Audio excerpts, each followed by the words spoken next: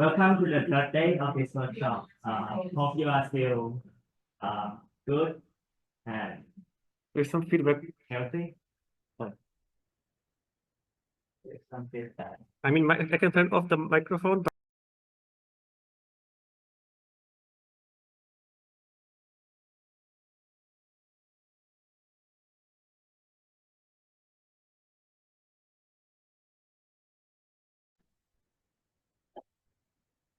All right, so the first talk is by Tomasz Kociumaka. He will talk about some hardness hierarchy in the weird regime. That is so super interesting. And let's see. Yeah. thank you very much. So this is joint work with Dominic Kempa, which is about 25 seconds present in a couple of weeks. So in string algorithms, we have many classic problems, some of them dating back to the 1970s. And in fine-grained complexity, you are usually familiar with problems like longest common subsequence or approximate pattern matching, where these classic algorithms are running in quadratic time, or for some other problems even larger running times. And after many decades of attempts, fine-grained complexity provided some evidence why this larger polynomial runtime is actually needed or is likely needed to solve this problem. But there are also many classic problems with linear time algorithms. For example, exact pattern matching, you just need to test whether your pattern occurs as a substring of a longer string called the text, or the longest common factor when you have two strings and you are asking for the maximum length string that occurs as a substring of both of them. So these problems have classic linear time algorithms, and on the first glance, it seems that they are very well understood and essentially solved. But the standard model computation we are using these days is the word-RAM model. And in the word-RAM model, you can do slightly better. So in the word-RAM model, we have machine words. So the memory is partitioned into cells called machine words also. And each cell needs to be at least logarithmically many bits. That's so that you can store pointers, you can address the whole memory. So in practice, we have 64-bit architectures these days on our computers. In the theoretical setting, we assume that this machine word size W is at least or asymptotically logarithmic in length. And then on these machine words or W-bit integers, we can perform some basic operations like arithmetics or bit operations we all know from languages like C. And in modern processors, we have even more operations. So for example, roughly a decade ago, one of the extensions which is now implemented in all new processors supports some basic string processing operations as it is implemented in the silicon. Even if your favorite operation is not implemented in the word-RAM model, you can often tabulate quite a lot. So you can build a big table that will store the result of your operation for any possible pairs of strings, pairs of integers, for example. But for this to be possible, you need to restrict to slightly narrower words. So like epsilon log n bits for some small constant epsilon, so that your space of this table and the time it's needed to construct it is small polynomial, which is typically dominated by the right time of the algorithm. So in this model, when you have a string, let's say a binary string of length n, you don't need to store it in n memory cells. You can actually store it in n over log n memory cells. You just block the string into logarithmic length blocks and encode each of them as an integer. So here you have 4-bit blocks, so you can encode each 4-bit block as a hexadecimal integer, and now instead of storing this string, you actually store this integer array. And now, with many classic problems, with many basic problems, you can achieve a speed up of log n in the running time. So for example, if you want to test whether two strings are equal, you just need to go over this representation and test subsequent cells for equality. And the running time would be n over log n rather than order of n. So these word-RAM improvements were originally used mostly to improve the space complexity of the algorithms. So that's what tends to be the bottleneck in practice. But we can also improve the running time for some very basic problems like the quality of the string. And now for many problems with classic linear time algorithms, we can ask a question whether we can get anything faster than actually order of n for strings of, let's say, binary alphabet for the purposes of this talk. For some problems, we will be able to do it, like for equality, and the best we can achieve is order of n over log n. Sometimes we'll have also little o of n, which is something between n over log n and units. So for some of the classic problems, we've indeed been successful in achieving n over log n running time, the best we can hope for. So for example, for the exact pattern matching problem, there's a paper from roughly 20-25 years ago, which achieves n over log n running time for binary strings, and there's some log sigma overhead for larger alphabets. Some other problems in this class include finding the longest palindrome in your strings or finding shortest period in your string. These classic linear time algorithms have now n over log n counterparts for small offset. For some other problems, we are still stuck at the linear runtime. So for example, for the almost sorting suffixes of a string, in this case, it's a very well-grounded barrier, namely your output when you want to sort your suffixes flexographically is a permutation of n integers, so you need n log n bits to encode it, and that's why we don't hope to improve upon linear runtime. For other problems, like what's known as matching statistics, which generalizes exact pattern matching, we just seem to be stuck because we don't have enough techniques to go from, let's say, linear to n over log n running. But there's also this peculiar class of problems for which we managed to get some improvements over the last few years, but the improvement is kind of halfway between the baseline linear and the ultimate target n over log n. So it has complexity of n over square root log n, which is the geometric mean of linear and n over log n. And in this talk, we will try to understand this complexity class, also adding some problems from beyond string algorithms. And the natural question you may ask is, how does this square root log n even appear in the running time of this kind of algorithms? And that it actually appears for all these kinds of problems from the same source. And this source is a class of problems in computational geometry called orthogonal range queries. So in this regime, you have some points set on a plane. You can think of this point as a permutation of integers from 1 to n, and then your plane is a grid. In every row and every column of the grid, you will have exactly 1 point. And then at query time, the user specifies some rectangle on this grid, and you can ask various queries about the points contained in the rectangle. For example, is there at least 1 point there? How many points there are? What's the leftmost one? And so on. In this case, we have 3 points, so in particular, at least. In the seminal paper at SOLAR 2010, Timothy Chan and Michał Paczaszko proved that a batch of n counting queries, so how many points are there in the rectangle, can be answered in order of n square root log n time. When you have n such queries, and your point set is also of size n. And then, building upon their techniques, many more data structures have been developed. For example, for emptiness queries, you can achieve the same running time online. So you answer queries 1 by 1, but if you have n of them, the running time in total is still n square root log n. The data structure underlying this is known as wavelet tree, but I will not go into the details of these techniques. And another application of orthogonal range queries, for which we are currently stuck at the n square root log n running time, is a classic problem known as counting inversions in a permutation, or in general in an array of integers. So here the input is a permutation of 1 to n, and we ask to count the number of pairs ij, such that I is smaller than j, but the value of the permutation at position I is larger than the one at position j. So this is often an exercise for students to test if they understand merge sort, to augment merge sort with a functionality of counting number of conversions to a permutation.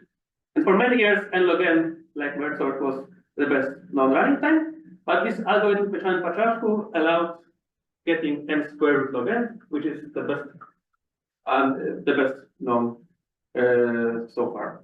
And the syntax is very easy. So if you want to count how many inversions there are involving a particular point at index I, you just need to count the number of points which are below the ith point and to the right of it. So if this is point number I, all these points j form an inversion. In this case, we have 5 of them for I equal to 1, an additional inversion for I equal to 2, 3 of them for I equal to 3, and so on. So it's a bunch of very simple n range counting queries. You can get the total number of inversions in a permutation. In total, we have 13 in this case. So now we have some problems. For the string problems, the complexity we have seen is n over square root log n. For inversions and these geometry problems, it was n times square root log n. But this is actually the same complexity, but we are just measuring the input size in a different way. So if we measure the input size, let's say in machine words, so that's our n machine words and n log n bits, then the complexity becomes n square root of n. If you measure in bits, it becomes divided by square root of n. And now, since for all those problems we are using the same kind of technology, the same machinery, it's natural to ask whether it's just a coincidence. We just have this hammer and everything looks like a nail to us. That's why, and that's the only reason why this complexity appears. Or perhaps there is some fundamental structure in these problems so that this orthogonal machinery, orthogonal range choice machinery is actually necessary. Or from a more practical perspective, as a researcher, you might ask, okay, I maybe want to improve the complexity for some of these problems. Which of them should I attack first? Maybe I should focus on these geometrical problems because that's the only way to get an improvement, or maybe some string problems have extra structure that can be exploited.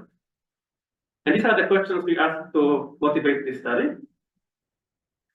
And we identified this problem, a variant of the classic dictionary matching problem, as essentially the problem which is easier than all the problems on the previous slide. But for this problem, we are still stuck at this n divided by square root of n running time. So dictionary matching is a variant of pattern matching, exact pattern matching, where instead of a single pattern, we have a whole dictionary of patterns. And in this version, we need to simply ask, is any of these patterns a start string of the text? In this case, the answer is yes. We have 4 patterns. 3 of them do not occur in the text, but the one highlighted in green does occur, actually it occurs twice, so this is a yes instance already. And the instances I will care about in this presentation have patterns of the same length m, and this length m is logarithmic in the length of the text. So you have very short patterns, each of them essentially encodable in a constant number of machine words, but the number of patterns is quite long, quite large, like n over log n patterns, so that the whole input size is still order of n bits, and the text is exactly n bits. So as I mentioned, we derive reductions from the dictionary matching problem to all the problems I mentioned on the previous slide. And the reductions are of the form that given the instance of the dictionary matching problem in n over log n time, so linear in the size of the input in the machine words, we can produce constantly many instances of the problem in question, each of order of n bits size, and then solving these constantly many instances, we can efficiently solve the dictionary matching problem. So the scheme of reductions looks this way. All these solid lines are new reductions. So from dictionary matching, we directly solve reductions to Bartók string problems, like the longest common factor that I mentioned earlier. 2 very fundamental problems is in lossless data compression, Lempel-Z factorization, and the construction of Barrow-Spillo transform, or actually they're slightly easier versions, but you just need to output some statistics about the output. And through a chain of intermediate problem, we show that dictionary matching is also easier or not harder than counting inversions. And then from counting inversions, we get these known reductions to orthogonal range counting and orthogonal. There's no reductions to the geometric problem, and also there was also a couple of years ago we proved that BWT construction is actually slightly not easier than the counting inversions. Right, so these are the results, and I will highlight 2 problems, namely the string nesting problem, which is an equivalent formulation of dictionary matching, which has some nice geometric flavor, and also a reduction to Lempel-Z factorization. All right, so string nesting. So string nesting is a problem which seems very artificial on the first glance, at least. So now you have two collections of strings, and they are binary strings with an extra EnCORE character, which I'm denoting by the $ symbol. In the first collection, the strings are of the same length 2m plus 1, where we always have m symbols before the EnCORE, then the EnCORE, and then m symbols after the EnCORE. The number of strings is again n over log n, and m is logarithmic in m. So you have many short strings. In the second collection, the strings are of length m plus 1, and the EnCORE can occur anywhere. It could be at the beginning, it could be at the end, or it could be anywhere in the middle.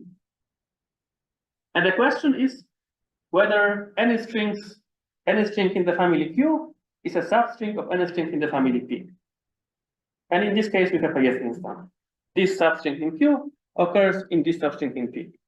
But what makes it more structured than in dictionary matching is that this EnCORE essentially tells us that the only candidate for an occurrence of this particular string in Q in this particular string in Q in P must be there is a unique potential occurrence. We need to start at the EnCORE and then check the rest of the right whether the characters match. So this is a interesting problem. It can be easily seen as a problem that is a special case of dictionary matching. For this, you just need to concatenate all the strings in P and interleave them with some yet another sentinel symbol, in this case hash, so that you don't get any unintended relations between those subsequent patterns. And now we just ask whether any string in Q occurs in P. This way I have increased the alphabet size from 2 to 4, but it's not hard to prove that the alphabet size can be brought back from 4 to 2 using some replacing each character with some appropriate judgment. The reduction in the other direction is more complicated, and I will not cover it in this presentation. But what we prove is that this special case of this pragmatic is equivalent to the more general case I have presented earlier. Do you really need those hashes? And no, I guess I actually don't, because Because of the legs, right? yeah, because of the legs, yeah. All right. So what I want to tell though is that string nesting can be interpreted geometrically. And for this, I'm introducing a grid which will be indexed by strings of size of length m, binary strings of length m. When you enumerate rows of the grid, the strings will be ordered isographically, but from right to left, for columns in the standard left to right direction. And now for every point, for every string in P, I will draw a point, and the coordinates of the point will correspond to the string before the dollar and after the dollar. So for this string, for example, before the dollar we have 001, and thus the point is in the row indexed by 001, and in the after the dollar we have 010, and this point is in the column 010. And this way we can generate a point for every string in our collection P. Here, unlike previously, we don't have a permutation, so we will possibly have multiple points or 0 points in some rows and some columns. And then for strings in Q, we can interpret them as rectangles in this grid.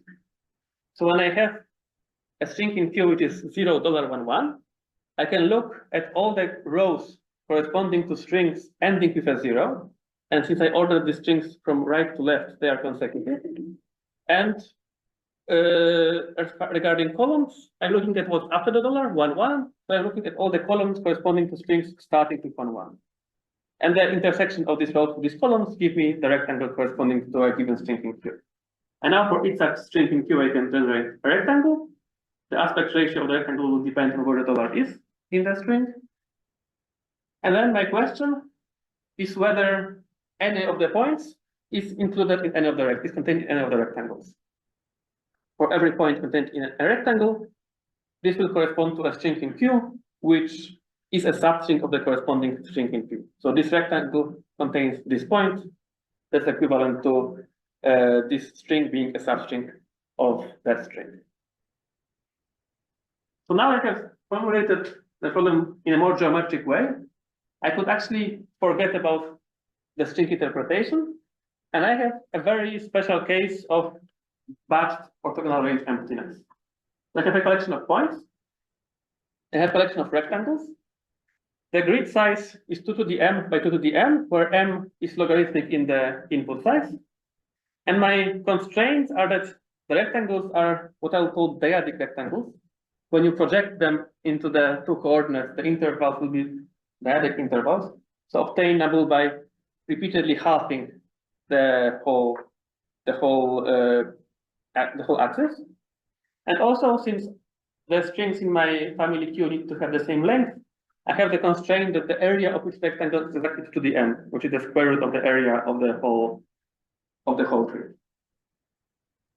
But this problem already has some geometric flavor, or it's a very special case of this orthogonal range emptiness, and it turns out that this geometric problem can be embedded to all the string problems that have this n over square root log n running time, even though the string folders don't look geometric at all at the first line. All right. So this was the general interpretation, and the remaining few minutes, let me briefly cover the reduction from dictionary matching to length-positive factorization, which is, I guess, some of them more interesting of these 5 reductions. Some of them are very easy, like for this problem. Some of them are too difficult to cover in a presentation, but this is of an appropriate level of difficulty. So length-positive factorization is a classic problem in lots of data compression, and in the variant I will present here, it entails in partitioning the string into phrases, where each phrase is either a single character, and this character has not occurred earlier in the text. Like if you are running from the back left to right, the first character has obviously not occurred earlier. Or you can take the longest possible substring, which has some earlier occurrence. So in this case, 1-1 has occurred earlier, so we can take it as a valid phrase. 1-1-0 has not, so 1-1 would be the maximal such phrase. And we are greedily partitioning the string from left to right into allowed phrases. So here we have a new character again, a single character phrase, and then 1-0 has occurred earlier, 1-0-0 has not, so that would be the next phrase, and so on. We continue partitioning all the way to the text line. For compression, it's important that each phrase can be now encoded using just 2 integers, the length and the previous occurrence. But for now, we are just interested in the problem, in the algorithmic problem of constructing such factorization. Even though it's important in compression and its variants are used in some practical compression algorithms like those you are using just in zip files, PDF, PNG files, and so on. So if you want to design a reduction from dictionary matching to LZ factorization, a very simple idea essentially works already. So you can take the text and then concatenate all the patterns interleaved by fresh sentinel symbols. So each of the sentinel symbols is guaranteed to be single character phrase, just because it hasn't occurred earlier. So it doesn't really matter how the text was factorized. And then for each pattern, whenever we need to compute the phrase starting here, we have an opportunity to test whether the pattern has occurred earlier in the string. And since the patterns are of the same length, and regardless of the value they are unique, this previous occurrence must have been somewhere in the text, not as in the previous pattern. In this case, the pattern has not occurred, so the phrase will be shorter than the length of the pattern m. So the phrase is of length 3 instead of 4 because 0, 1, 1, 0, it does not occur in the text. And then we'll have 2 or even more phrases partitioning the pattern. Then the sentinel gives us kind of a reset chance, and then we are able to test another pattern. Again, hasn't occurred, it has 2 phrases here. And finally, we have a pattern which has occurred in the text, and this will always be a single phrase of length m. So this is a valid reduction, but the issue is that we have increased the alphabet size quite substantially. So we have n over log n different sentinels. So the alphabet size is polynomial in the input size, and thus the standard encoding of this string would take n log n bits rather than n bits. So this reduction increases the input size too much. So the natural way of circumventing this difficulty is to replace these sentinels by some longer strings for simplicity over an alphabet disjoint with 0, 1. So for example, in here I have replaced the first dollar with 2, 2, the second one with 2, 3, then 3, 2, and 3, 3. They are distinct strings of an alphabet disjoint with 0, 1. And you may hope that this already works, but unfortunately it does not. That's because the factorization can do some sorts of crazy things. In particular, we are no longer guaranteed that there is a phrase boundary between Ri and Pi. So previously we wanted to check whether Pi occurs in the text, and for this we had to be at the beginning of Pi, and then we had an opportunity to check whether this Pi is a single phrase or not. Here it's perfectly possible, like in this example, that some earlier phrase which contained the suffix of Ri and the prefix of Pi. And thus, even though this pattern occurs in the text, it's not factorized into a single phrase, it's partitioned into 2 of them, but it didn't check anything. So this reduces the alphabet size, but doesn't really work yet. So what we actually do in the reduction we include some intermediate strings between the text and the suffix we actually want to factorize. And this intermediate block will contain some extra substrings, which will be very useful to factorize this suffix in a more structured way.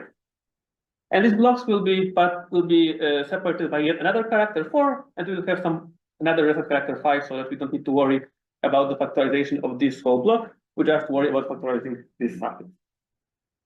So here in this string we construct for our running example. It no longer fits a line, so I'm going to 3 lines.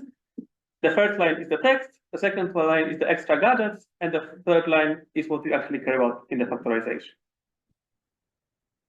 And what these gadgets add to the possible phrases. So we will always guarantee that if the pattern is not a substring of the text, at least its first m-1 characters form a valid phrase. And also we will have the last character followed by the subsequent sentinel symbol. So now when we start factorizing our suffix, we'll have some Ri, and this Ri has already occurred in this middle block, but here it's been followed by a 4.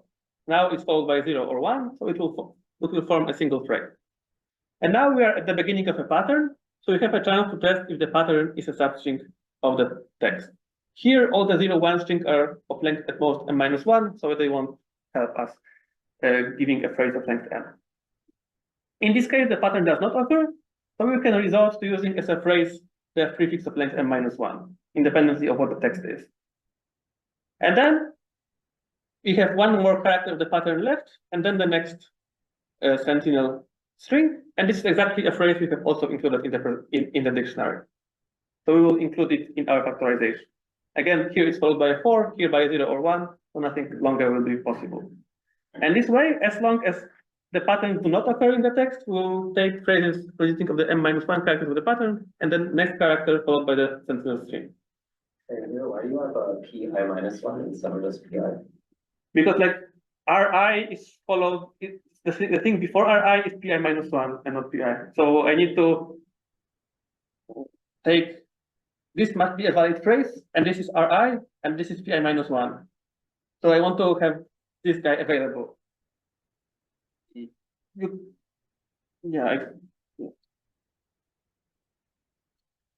And here I'm factorizing, as long as the patterns do not occur, I'm factorizing them this very structured way. Whenever a pattern does occur in the text, we have, again, a phrase consisting of the whole pattern, because we always have boundaries between Ri and pi. And then we can essentially increase that again. And ultimately, we get a property that in our factorization, we will have a phrase corresponding to the whole pattern pi, if and only if this pi is a substring of the text. With some extra gadgetry, we will also be able to make sure that the number of phrases in this suffix is odd or even, depending on whether any pattern occurs in the text. So that's why we can read that to LZ parity. And then we actually have 2 instances of the LZ parity problem, because we need to subtract the number of phrases in the whole guy and the number of phrases just in the prefix before the file. So that's the reduction. So far, our alphabet size is 6 rather than 2, but with some more, some further reduction, we are able to reduce any string of size sigma to a string of the binary string of size n log sigma. So you have also a black box reduction that is able to reduce the alphabet from any size to binary, and for alphabet of constant size, we just pay in a constant blow-up in the instance size. Right, and running on to, But the reduction is for which problem? for LD factorization in particular, but also for many others. So it's kind of general, yes? Yes, for like almost all problems. For PWT, we don't have such a black box reduction. PWT, we are just relying on a particular structure of our part instances. Is it clear that the factorization is small enough we can read it? Yes, so for binary string, the factorization is always of size at most and overlog n. Asymptotically, like there is some constant overhead only. You need to encode in a smart way, or No. short runs? The number of phrases is always an overlog n, just because okay. All right, so I'm running out of time. Let me just conclude the talk. So the main finding of this work was that we identified dictionary matching as kind of, in some sense, the easiest problem in this class of n over square root log n plus n times square root log n complexity. And we have also presented its geometric equivalent, the string nesting problem. As far as open questions are concerned, perhaps the main one now would be to try to beat the running time for this dictionary matching of string nesting problem. Like in physics complexity, we are used to just conjecturing that this is impossible, but I would say we didn't put enough effort so far to make sure that this is indeed hard. But this probably should be the problem you focus on if you want to improve for any of the other problems, because any improvement for this problem is necessary. And like the state-of-the-art solution for the string nesting problem, you could describe in like 5 pages, but for some other problems it requires a 100-page paper. So probably improving up to this would be the better route for the future. Also, so far all our reductions are from dictionary matching or from string nesting. It would be interesting to add some reductions in the opposite direction. In particular, in the string nesting problem, when you view it geometrically, we have these many extra assumptions which feel somewhat artificial. So it would be interesting to see if any of them can be dropped without making the problem more difficult. So like, for example, do we really need to assume that the rectangles are dyadic or have the same area? And finally,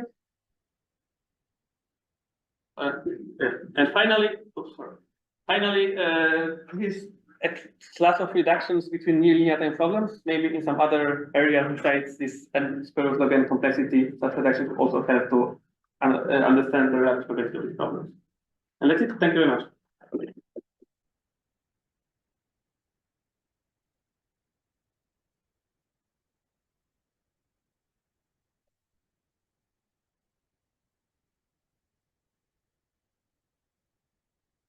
Yeah, thank you. Let me also tell that in API we're organizing a summer school, so if you're interested in this, that's all around the speakers.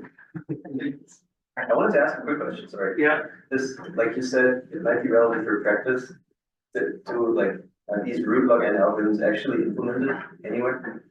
I mean, I don't think so. Like, what usually relevant practice is shaping this log n algorithms in space complexity that people are Okay, so that is care about. Okay. Some of the n over log n running times are also useful in practice. N over square root log n, they have so far big constant factors. Okay, yeah. Whereas this is the Thank you.